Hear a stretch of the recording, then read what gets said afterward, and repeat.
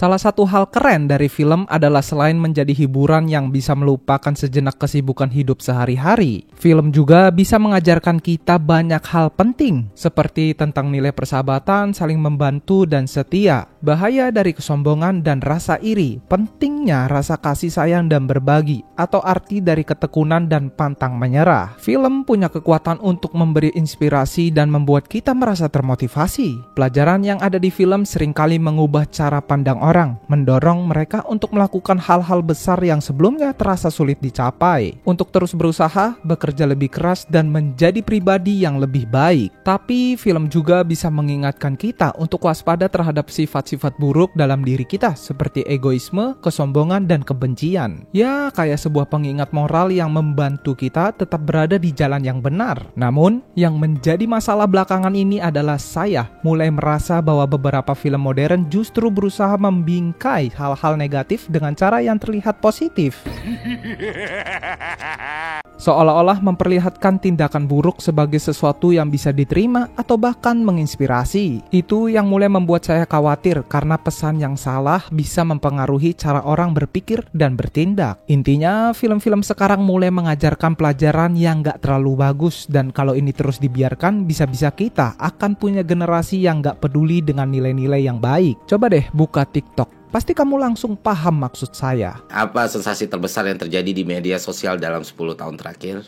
Jelas, jawabannya adalah TikTok. Nah, untuk contoh pertama, kita bakal bahas film animasi Disney Mulan yang keluar tahun 1998. Film ini berlatar di Tiongkok pada zaman kekaisaran dan menceritakan kisah seorang perempuan muda yang menyamar jadi laki-laki supaya bisa ikut perang dan membela negaranya dari serangan musuh. Film ini langsung memperkenalkan Mulan sebagai seorang perempuan yang ingin keluar dari kehidupan yang aman tapi membosankan dan mencari petualangan serta kegembiraan. With all due respect, Your Excellency, I think I've been away from home long enough. Ini sebenarnya cerita yang cukup sering ditemui dalam film Disney tentang putri-putri yang ingin lebih dari sekedar kehidupan biasa. Oke, seperti para rekrutan lainnya, Mulan menjalani pelatihan berat untuk jadi prajurit. Karena tubuhnya lebih kecil dan lebih lemah, dia kesulitan mengikuti yang lain. Perwira komandan dan teman-teman rekrutannya pun tidak menganggapnya serius. Bahkan dia hampir dikeluarkan beberapa kali. Tapi dengan kecerdikan dan tekad kuat untuk tidak menyerah, Mulan akhirnya berhasil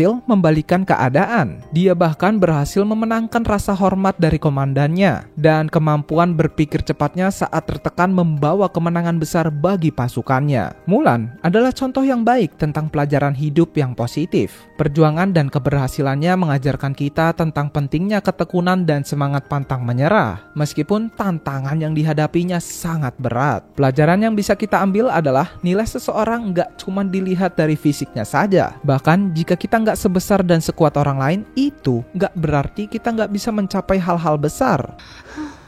You are the craziest man I've ever met. Semua tergantung pada bagaimana kita menghadapi tantangan yang ada, meskipun tantangan itu kelihatan lebih berat daripada orang lain. Sekarang coba deh kita lihat versi live action Mulan yang dirilis beberapa tahun lalu. Cerita dasarnya masih sama, pasukan asing menyerang China, dan karena di keluarganya nggak ada laki-laki yang bisa berperang, Mulan menyamar jadi laki-laki agar bisa ikut berjuang. Tapi yang berbeda adalah di versi ini Mulan nggak lagi menghadapi banyak tantangan. Di versi original, dia harus mengatasi kekurangan fisiknya dan berusaha keras untuk mendapatkan kepercayaan orang lain. Sedangkan di versi baru, Mulan langsung hebat dalam segala hal. Dia cepat, kuat, dan sehebat teman-temannya. Bahkan katanya dia lebih hebat karena memiliki Qi yang sangat tinggi sejak lahir. Kemampuan Qi Mulan di versi baru membuatnya bisa melakukan gerakan cepat dan keterampilan yang hampir seperti supernatural.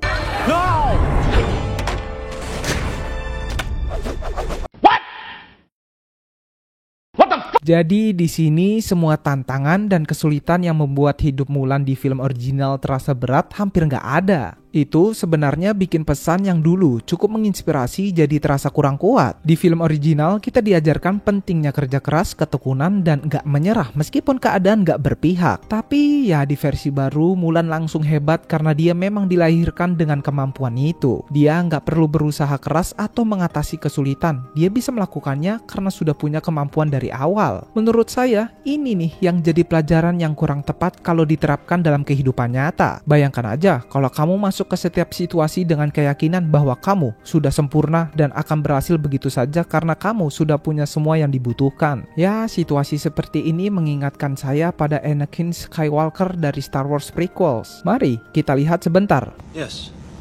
R2 will be along in a few moments and then... Anakin awalnya adalah orang yang baik yang berasal dari keluarga sederhana dan punya potensi besar untuk jadi Jedi terkuat. Dia cepat belajar, mengembangkan kekuatannya, tapi semakin cepat dia naik, semakin besar rasa sombong, merasa berhak, dan tidak kesabarannya. Itu akhirnya membuatnya jatuh ke sisi kegelapan. Anakin merasa bahwa sudah menjadi takdirnya untuk mengubah dunia dan membuatnya lebih baik. Dia cepat merasa kesal dengan siapapun yang menghalanginya, seperti Dewan Jedi yang mengingatkannya agar tidak terburu-buru, tidak terikat terlalu kuat pada orang, dan tidak mencari jalan pintas untuk meraih kekuasaan. Frustasi ini ditambah dengan ikatan emosional yang kuat pada orang-orang terdekat, dan membuat Anakin mudah dimanfaatkan oleh karakter jahat yang ingin menggunakannya untuk kepentingan mereka. Akhirnya kombinasi kelemahan pribadi dan pengaruh buruk dari luar membawanya ke sisi gelap Force, membuatnya melawan orang-orang yang paling mencintainya, kepercayaan berlebihan pada kemampuannya, dan akhirnya dia kehilangan segalanya. Cerita Anakin mengajarkan kita bahwa memilih jalan cepat menuju kekuasaan dan kesuksesan mungkin bisa memberi keuntungan sementara, tapi pada akhirnya itu akan membawa kerugian yang jauh lebih besar. More and more I get the feeling that I'm being excluded. Tanpa kebijaksanaan, pengendalian diri, dan pengalaman, bakat atau keahlian hanya akan membunuh kesombongan dan ketidaksabaran yang akhirnya bisa merusak diri sendiri. Lihat saja bagaimana akhirnya Anakin jatuh. Ini adalah peringatan untuk kita semua agar tidak tergoda untuk mengambil jalan pintas dan untuk memilih jalan yang lebih berat namun lebih bermanfaat dalam jangka panjang. Padahal itulah yang akan membentuk karakter, ketahanan, dan kebijaksanaan kita. Oke, sebagai perbandingan, lihatlah Rey. Meskipun memiliki hampir semua kekuatan dan potensi yang sama dengan Anakin, Rey tidak memiliki kelemahan atau cacat karakter yang dimilikinya. Kemampuannya yang besar dengan Force muncul begitu saja tanpa perlu pelatihan atau instruksi, namun Rey tidak pernah menyerah pada kemarahan, kesombongan, atau keinginan untuk kekuasaan. Rey tetap menjaga keseimbangannya dan tidak terjebak dalam godaan yang menghancurkan seperti yang dialami Anakin. Rey selalu digambarkan sebagai sosok yang tenang, baik hati, berani, cerdas, dan hampir sempurna dalam segala hal. Tapi tunggu dulu, menurut saya itu malah jadi membosankan. Dan sama seperti Mulan versi baru, Rey nggak punya tantangan atau kekurangan besar yang harus diatasi. Dia sudah punya semua yang dibutuhkan untuk berhasil dalam hidup. Jadi nggak ada hal yang bisa kita pelajari dari dia. Wah, hebat banget ya. Contoh yang bisa menginspirasi kita kan? Stop it. Get some help. Selain itu, ada juga pelajaran hidup yang kurang baik dari film Star Wars terbaru. Seperti kita harus selalu mempercayai orang yang berkuasa tanpa pertanyaan dan mengikuti perintah mereka meskipun perintah itu nggak masuk akal atau bertentangan dengan apa yang kita tahu benar. Lalu dalam peperangan atau konflik, kita harus melindungi orang yang kita sayangi dengan cara apapun. Bahkan kalau itu berarti mencegah mereka berkorban untuk menyelamatkan orang lain. Kemudian menghancurkan properti secara acak untuk beberapa menit dianggap sebagai cara yang tepat untuk membuat perubahan sosial dan politik yang besar. Dan yang lebih aneh lagi, warisan keluarga jadi nggak penting dibandingkan dengan siapa kita sebagai individu. You have no place in the story. You come from nothing. You're nothing.